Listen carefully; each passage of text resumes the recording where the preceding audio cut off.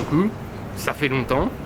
Bon, je sais, ça fait longtemps et j'arrive avec une vidéo comme ça, pas très cool de ma part, ou alors peut-être que vous en avez rien à faire. Alors c'est pas du clickbait, je quitte vraiment le Japon, je quitte le Japon dans 10 jours et j'avais envie de vous en parler. Alors deux petites choses avant de lancer la vidéo.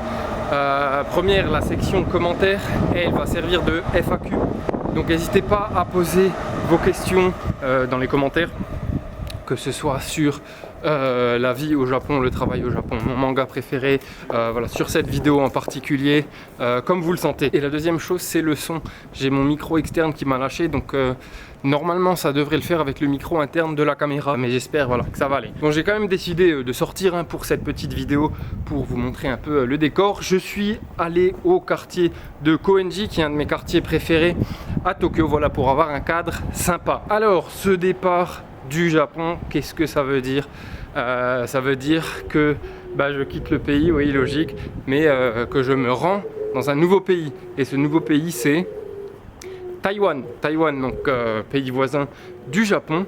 Et il y a plusieurs raisons à cela. Alors la première, peut-être la raison principale, c'est une raison professionnelle. En fait, j'ai quitté mon job à Tokyo et j'ai retrouvé un job à Taïwan, à Taipei, dans la capitale, et forcément il faut que je déménage là-bas. Alors je dis il faut que, mais c'est pas du tout une contrainte, hein. Ça a été mon choix, je suis fier, je suis satisfait de ce choix, donc voilà, aucun regret. Alors pour ceux qui suivent un peu la chaîne, et qui suivent surtout Twitter et les quelques lives que j'avais fait sur Twitch, vous avez peut-être deviné dans quelle entreprise aura lieu ce nouveau job. Pour les autres, je vous laisse réfléchir un tout petit peu.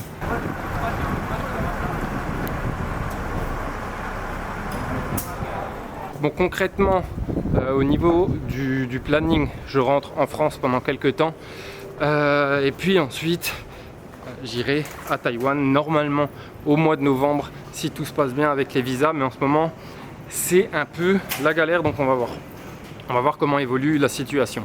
Ensuite, la deuxième raison qui a une grande importance aussi, c'était un petit, voire même un gros ras-le-bol du Japon. Alors comme le livre de Beck BD ou Beck BDR, je sais pas comment ça se prononce, beaucoup de gens disent que au Japon et même dans d'autres pays, quand on est étranger dans le pays, il y a voilà, l'amour dure 3 ans, comme le titre du livre. Donc il y a un gap, une étape à passer, l'étape des 3 ans. C'est là où très souvent les défauts, les côtés négatifs du pays se font vraiment beaucoup ressentir et on n'arrive plus vraiment à envisager son avenir dans le pays. Alors il y a les gens qui, comme moi, voilà, prennent la décision de partir, et ceux qui restent au-delà de ce cap des 3 ans, très souvent, d'après les témoignages que j'ai reçus, ils y restent beaucoup plus longtemps, voire toute la vie. Donc voilà, il y a ce gap des 3 ans, moi là j'y approche, ça va faire 2 ans et 11 mois là que je suis au Japon, et c'est vrai que les côtés négatifs, ils ont été assez exacerbés les derniers temps, forcément à cause du Covid, même si je suis conscient que au Japon on a été plutôt bien loti comparé à d'autres pays, hein. On n'a pas été confiné par exemple, mais je veux dire en valeur absolue, parce que c'est quand même ça qui est important, voilà, il faut pas toujours comparer. En valeur absolue, c'est vrai que là les derniers temps c'était assez relou. Et puis même sans le Covid, hein, il y a des choses qui commençaient vraiment à me briser les couilles, et je reste poli, au Japon. Donc voilà, je pense que c'était vraiment le bon moment pour partir, pour justement garder un bon souvenir de ce pays. Et je me suis aussi rendu compte, peut-être d'une évidence, mais que le pays, et pas que le Japon, hein, très souvent tous les pays, en tant qu'habitant et en tant que touriste, c'est tout à fait différent, et j'ai vraiment envie de retrouver l'ambiance que j'avais connue quand j'étais venu en vacances au Japon. Et cette chose-là, logiquement, ça s'est perdu. Et c'est quelque chose qui m'embête un peu. J'ai vraiment envie de retrouver cette atmosphère, ce côté un peu mystique du Japon. que je pourrais facilement visiter en habitant à Taïwan. C'est ça l'avantage aussi, dès que les frontières ouvriront bien entendu. Mais voilà, je suis vraiment à la limite d'être, alors pas dégoûté, mais vraiment d'avoir un mauvais souvenir qui sera difficile à oublier si je continuais comme ça au Japon. Bien entendu, il n'y a pas que le Japon, la société japonaise en soi, hein. Il y a eu par exemple une mauvaise expérience professionnelle, des choses comme ça.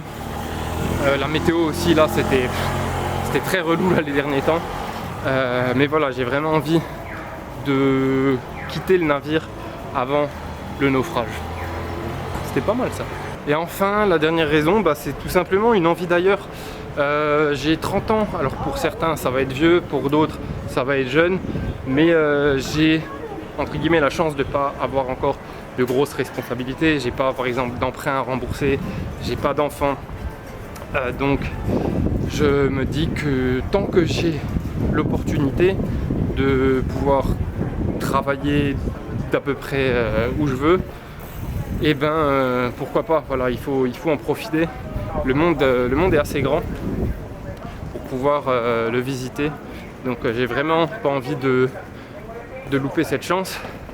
Pour en revenir à Taïwan, ironiquement, donc ma copine est taïwanaise, mais ironiquement, donc ce qu'on pourrait croire, c'est que c'est elle qui m'a poussé, qui a limite forcé à aller à Taïwan, mais c'est l'inverse en fait, c'est moi qui ai vraiment dû la convaincre pour qu'on aille dans son pays natal. Alors voilà, maintenant elle est super contente d'y aller, donc il n'y a pas de problème à ce niveau-là. Mais c'est vrai que c'était un peu animé de temps en temps. Maintenant, petit bilan rapide de cette expérience de 3 ans au Japon. Comme je l'ai dit, je m'en vais avant qu'il y ait trop de négatifs. Et voilà, dans l'ensemble, une expérience extrêmement positive. Je suis vraiment content d'avoir tenté ma chance il y a de ça 3 ans. Donc j'ai appris beaucoup de choses, hein, notamment sur la société japonaise, mais aussi sur moi-même. Donc ça c'est essentiel. Ça remet plein de choses en perspective quand on est éloigné de sa famille pendant si longtemps.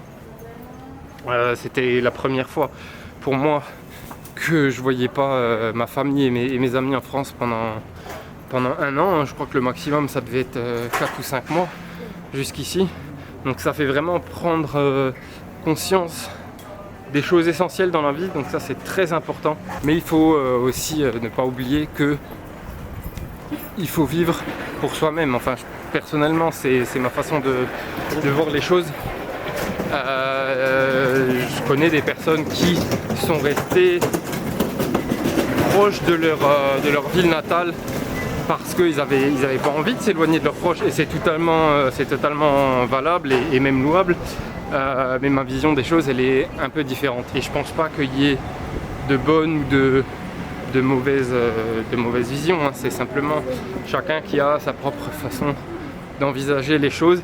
Et à partir du moment où on fait les choses à fond et on fait les choses de telle sorte à ce que, par exemple, nos proches savent qu'on tient à eux, et dans ce cas, tout devrait bien se passer. Pour en revenir au Japon, j'ai eu la chance de pouvoir visiter pas mal d'endroits, hein. Alors ça a été un des côtés positifs du Covid, c'est que comme on a été contraint à rester dans le Japon, ça nous a poussé à visiter des endroits qu'on n'aurait pas forcément pensé à visiter avant, et des endroits magnifiques. Donc ça, voilà, c'est un mal pour un bien. C'est aussi un pays avec des gens merveilleux, avec aussi pas mal de diversité au niveau des mentalités, surtout des diversités géographiques, hein.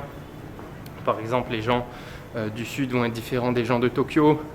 C'est pareil pour les gens du nord. Alors c'est peut-être une évidence également, mais c'était cool, voilà, d'y habiter pendant 3 ans et de pouvoir découvrir ça sur le moyen terme. Donc voilà, pour résumer, une expérience très positive que j'oublierai jamais. Je ferme naturellement pas la porte au Japon définitivement. Peut-être que je serai de retour après quelques années, qui sait. Et puis sur YouTube également, hein, j'ai encore une vidéo voyage à sortir et 2-3 autres petites choses. Et puis l'avenir ce sera quand même Taïwan. Donc j'espère pouvoir vous faire découvrir ce pays qui a l'air merveilleux également. Si vous voulez des photos du Japon, c'est sur Instagram que ça se passe. Je me suis mis à fond à la photo les derniers temps. C'est vraiment un loisir qui me faisait un peu peur il y a quelques temps, mais maintenant voilà, je suis à fond dedans, j'adore ça. Et puis sinon il y a Twitter pour parler plus de manga, d'animation et d'autres trucs. Et voilà les commentaires de cette vidéo pour la FAQ. Je ferai aussi une petite story Insta et un post Twitter pour la FAQ. Donc voilà, n'hésitez pas à venir poser vos questions pour une prochaine vidéo.